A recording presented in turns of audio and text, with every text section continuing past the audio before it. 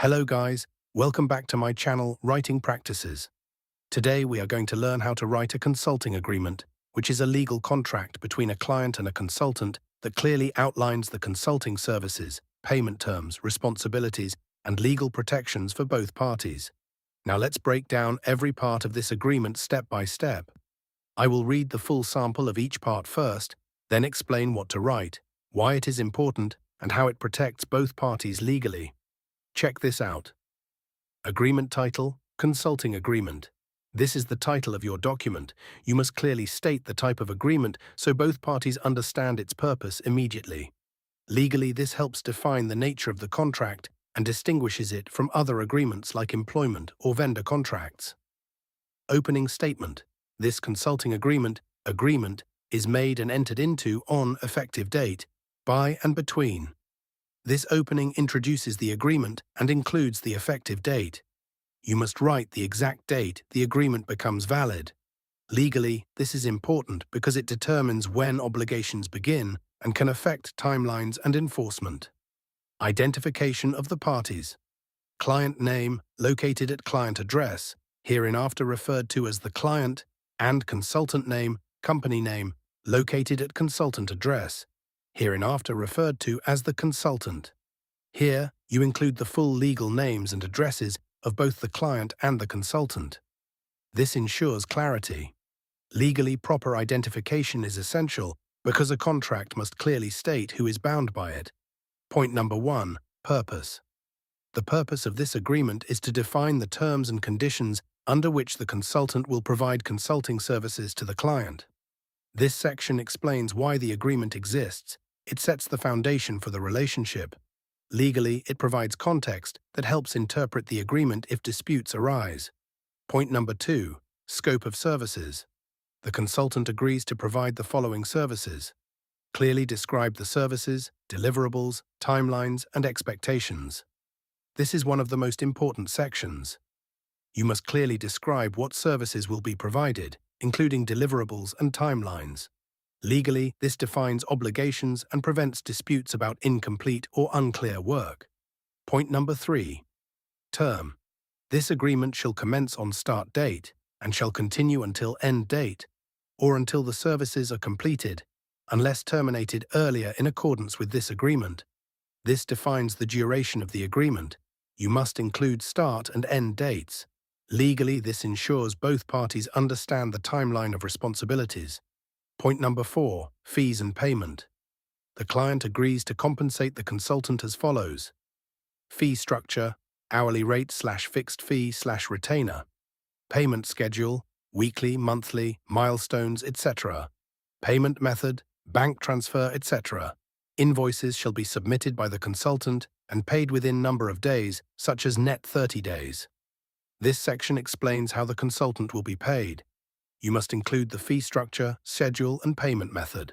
Legally, this protects the consultant's right to payment and ensures clarity for the client. Point number 5, independent contractor status. The consultant is an independent contractor and not an employee of the client. Nothing in this agreement shall be construed as creating a partnership, joint venture, or employment relationship. This clarifies the relationship. Legally, this is very important because it prevents employment-related liabilities and ensures the consultant handles their own taxes and obligations. Point number 6, confidentiality. The consultant agrees to keep all confidential or proprietary information received from the client secure and not disclose it to any third party without prior written consent, except as required by law. This protects sensitive information. Legally, this ensures confidentiality and allows action if information is disclosed improperly. Point number 7, intellectual property. All work products, materials, and deliverables created by the consultant under this agreement shall be, choose 1, owned by the client, licensed to the client, jointly owned. Any transfer or licensing of intellectual property shall be confirmed in writing. This defines ownership of the work. You must clearly state who owns the deliverables. Legally, this prevents disputes over rights and usage. Point number 8, obligations of the consultant. The consultant agrees to perform services with professional skill and care. Meet agreed deadlines. Comply with applicable laws and regulations. This outlines the consultant's responsibilities. Legally, it ensures accountability for quality and compliance. Point number 9. Obligations of the client. The client agrees to provide necessary information and support, make timely payments, communicate requirements clearly. This section ensures the client also has responsibilities. Legally, it protects the consultant by requiring cooperation and timely payment. Point number 10. Termination. Either party may terminate this agreement by providing number of days written notice to the other party. This agreement may be terminated immediately in the event of breach of this agreement, failure to perform obligations, misconduct, or legal violations. This explains how the agreement can be ended. You must include notice requirements and conditions. Legally, this protects both parties and provides a clear exit strategy. Point number 11. Liability and indemnification. The consultant shall be responsible for any damages resulting from negligence or failure to perform the services as agreed.